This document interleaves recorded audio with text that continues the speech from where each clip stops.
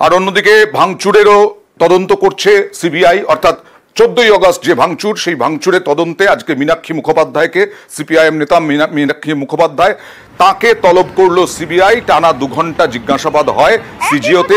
তার সেই সময় কি ভূমিকা ছিল, যেহেতু পলিটিক্যালি তাকে বারবার আক্রমণ করা হচ্ছে, যে তৃণমূল শাসক দল বলছে যে আসলে মীনাক্ষী মুখোপাধ্যায়ের নেতৃত্বেই এই ভাঙচুর হয়েছে, 7,000 মানুষ জমায়েত হয়েছিল, এই সব নিয়েই সিজিওয়ে হাজিরা। 2 ঘন্টা পর বেরিয়ে যান মীনাক্ষী মুখোপাধ্যায়।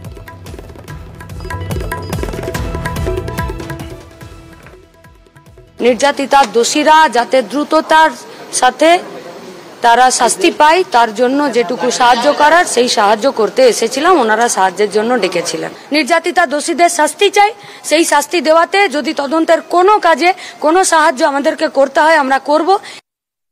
কামিং আপ নিবেদন করছে গ্যাস, অ্যাসিডিটি, ইনডাইজেশন দূর করতে লিভোসিন খান, সুস্থ থাকুন। লিভোসিন, লিভার অ্যান্ড স্টমাক টনিক। হাওড়ার ঘুষুরিতে মর্মান্তিক দুর্ঘটনা, রাতে ছাঁট কাপড়ের